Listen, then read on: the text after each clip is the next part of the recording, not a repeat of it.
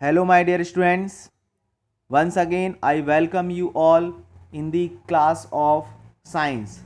My dear students, in the previous part, we are in chapter number 4 discussing the questions and answers of chapter number 4 science class 7th heat. इस chapter के हम लोगों ने first 5 questions complete किए थे. Now इस part में हम लोगों को आगे के जो क्वेश्चंस हैं चैप्टर नंबर 4 के इनको डिस्कस करने हैं और इनके आंसर्स आज हम लोग यहाँ पर जानेंगे. आई होप कि आप सभी स्टूडेंट्स ने फर्स्ट 5 क्वेश्चंस अच्छे से समझे होंगे और उनको कंप्लीट भी किया होगा. नाउ फ्रॉम क्वेश्चन नंबर 6 आज हम लोग यहाँ से डिस्कस करेंगे. Look at figure 4.13. Mark where the heat is being transferred by conduction, convection and radiation. आप लोगों ने ये तीनों प्रोसेसेस पढ़ी हैं हीट ट्रांसफ़र की और आप लोगों को बताना है कि यहाँ पर कंडक्शन की प्रोसेस कहाँ हो रही है, कन्वेक्शन की प्रोसेस कहाँ हो रही है और रेडिएशन की प्रोसेस कहाँ हो रही है. ये फिगर आप लोगों को देखना है और इसका आंसर करना. So my dear students, you can see that here this is the process of radiation. This is the process of radiation. यहाँ पर रेडिएशन हो रहा है, आप देख सकते हैं यहाँ से जो हीट है वो निकल रही है और रेडिएशन के फॉर्म में इस प्लेट तक यहाँ पर पहुँच रही है. नाउ प्लेट में जो हीट ट्रांसफ़र हो रहा है, अब यहाँ पर this is a solid plate और यहाँ पर सॉलिड में अगर हीट ट्रांसफ़र हो रहा है तो ये किस प्रोसेस से हो सकता है माय डियर स्टूडेंट्स? कंडक्शन की प्रोसेस से. हम लोगों ने पढ़ा है कंडक्शन की प्रोसेस से. Process of heat transfer that take place in solids is called conduction. तो यहाँ पर क्या प्रोसेस हो रही है? कंडक्शन की हो रही है. सिमिलरली इस मेटल में भी जो हो रही है वो कंडक्शन है. बट यहाँ पर जो वाटर आपको दिख रहा है और वाटर में जो हीट ट्रांसफ़र हो रही है ये किस प्रोसेस से हो रही है माय डियर स्टूडेंट्स? ये कन्वेक्शन की प्रोसेस से हो रही है. तो इस तरीके से ये पिक्चर आप लोगों को कंप्लीट करनी है. पिक्चर आप लोगों को बनी मिलेगी और आप लोगों को इसमें ये तीनों प्रोसेस क्या करनी है? रिप्रेजेंट करनी है. Now question number 7. In place of hot climate, it is advised that the outer walls of houses be painted white.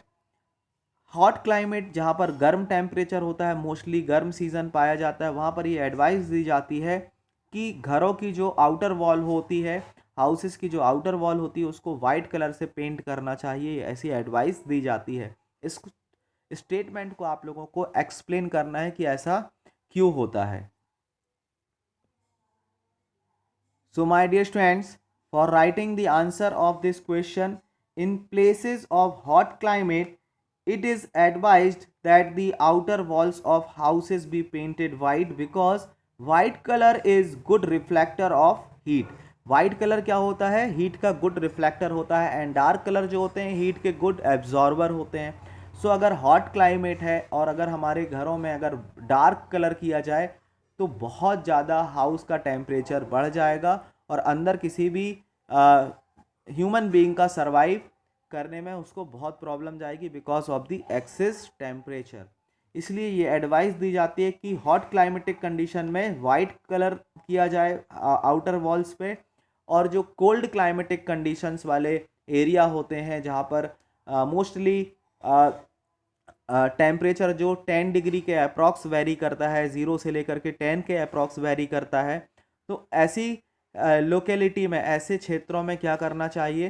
Houses की वॉल को डार्क कलर से कलर करना चाहिए, डार्क पेंट करना चाहिए. So in this way you have to write the answer of question number 7. Now question number 8. 1 liter of water at 30 degrees Celsius is mixed with 1 liter of water at 50 degrees Celsius. The temperature of the mixture will be. अब यहाँ पर कह रहे हैं एक 1 litre water लिया है जिसका टेम्परेचर 30 डिग्री सेल्सियस है और दूसरा वाटर लिया है 1 लीटर ही है, सेम अमाउंट है बट टेम्परेचर उसका 50 डिग्री सेल्सियस है और उन दोनों वाटर्स को आपस में क्या किया है? मिक्स किया है. So the mixture, the temperature of the mixture will B. Mixture के टेम्परेचर में क्या इफेक्ट पड़ेगा? तो माय डियर स्टूडेंट्स, हम लोगों ने हमेशा पढ़ा है कि हीट जो है हायर टेम्परेचर से लोअर टेम्परेचर की तरफ मूव करती है और ये कब तक मूव करती है? जब तक कि दोनों में इक्विलिब्रियम ना आ जाए. दैट मीन्स दोनों टेम्परेचर एक से ना हो जाए. सो माय डियर स्टूडेंट्स, यहाँ पर आप देखेंगे कि अगर हॉट वाटर है 50 डिग्री सेल्सियस है और उसको 30 डिग्री के साथ अगर मिक्स किया जाए तो 50 डिग्री का जो टेम्परेचर है वो कम होना स्टार्ट होगा और 30 डिग्री का टेम्परेचर क्या होना स्टार्ट होगा, बढ़ना स्टार्ट होगा। मीन दोनों का इक्विलिब्रियम इन दोनों के बीच में आकर के कहीं पर रुकेगा। तो 80 डिग्री नहीं हो सकता है, 20 डिग्री भी नहीं हो सकता है, मोर देन 50 कभी नहीं हो सकता, क्योंकि हमेशा हायर टेम्परेचर से लोअर टेम्परेचर की तरफ ही हीट क्या होगी, जाना स्टार्ट होगी, बिटवीन 30 डिग्री टू 50 डिग्री। तो यही इसका आंसर होगा। The temperature of mixture will be between 30 degree centigrade to 50 degree centigrade. Next question number 9। Question number 9, an iron wall is at 40 degree centigrade is dropped in a mug containing water of 40 degree, the heat will। इसका हम लोगों ने जैसा कि अभी previous question में हम लोगों ने पढ़ा है कि हीट हायर टेम्परेचर से लोअर टेम्परेचर की तरफ चलती है और तब तक चलती है जब तक कि टेम्परेचर इक्विलिब्रियम पर ना आ जाए, दैट मीन्स दोनों टेम्परेचर एक से ना हो जाए। सो माय डियर स्टूडेंट्स, यहाँ पर आयरन बॉल का भी टेम्परेचर 40 डिग्री सेंटीग्रेड है, वाटर का भी 40 डिग्री सेंटीग्रेड है। सो क्या होगा, यहाँ पर हीट फ्लो ही नहीं होगी, not flow from iron wall to water और from water to iron wall. तो ये आंसर इसका यहाँ पर होगा। Next, a wooden spoon is dipped in a cup of ice cream, it is other end. A wooden spoon is dipped in a cup of ice cream. Wooden spoon को ice cream cup में dip किया जाएगा तो क्या होगा, become cold by the process of conduction, become cold by the process of convection, become cold by the process of radiation, does not become cold. So my dear student, इस question का answer क्या होगा। अब यहाँ पर heat transfer तो होगी और अगर कंडक्शन की प्रोसेस अगर हुई तो कंडक्शन की प्रोसेस से क्या होगा, वो कोल्ड हो जाएगी, ठंडी हो सकती है। इसका आंसर क्या होगा, A. Next question number 11, stainless steel pans are usually provided with copper bottoms. The reason for this could be that stainless steel pans को कॉपर बॉटम से किया जाता है। कई बार आप लोगों ने देखा होगा कि आजकल जो नए कंटेनर्स आने लगे हैं, नए वेसल्स जो आते हैं हमारे घरों में, आपने देखा होगा जिसमें मिल्क वगैरह हम लोग लेते हैं और उसको बॉयल करने के लिए रखते हैं, तो उसका जो बॉटम होता है वो कॉपर प्लेटिंग का आने लगा है और जो साइड का जो पार्ट होता है वो क्या होता है, स्टेनलेस स्टील ही होता है, बट कॉपर की बॉटम आप लोगों ने देखी होगी। The reason for this could be what, इसके लिए रीज़न क्या हो सकता है। तो my dear friends, copper bottom makes pan more durable, such pans appear colourful दिखते हैं। तो यहाँ पर हमें साइंटिफिक रीज़न ही ढूंढना है।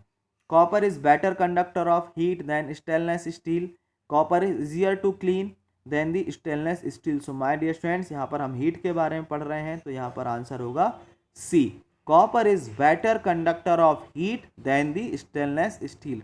कॉपर जल्दी हीट हो जाता है, उससे हीट कंडक्टिविटी ज़्यादा अच्छी है as compare to stainless steel. तो यहाँ पर आंसर क्या होगा, copper is better conductor of heat than the stainless steel. My dear students, अब हम लोगों ने इस चैप्टर में जो डेफिनेशंस पढ़ी हैं, तो यहाँ पर ये एक्स्ट्रा क्वेश्चंस हैं कुछ जो आप लोग प्रैक्टिस कर सकते हैं। क्वेश्चन नंबर 12 में हमने लिख दिए हैं यहाँ पर कुछ क्वेश्चन जो इम्पॉर्टेंट टर्म्स हैं, उनकी डेफिनेशंस आप लोगों को याद करना बहुत ज़रूरी है। Conduction, convection, radiation, land breeze and sea breeze, ये सारी जो डेफिनेशंस हैं, जो सारी टर्म्स हैं जो इस चैप्टर में आप लोगों ने बार बार ट्रांसफ़र ऑफ हीट में पढ़ी हैं, और ये land breeze and sea breeze के जो फिनोमिना हैं इसकी डेफिनेशंस आप लोगों ने पढ़ी हैं, इसको भी आप लोग अच्छे से नोट कर सकते हैं।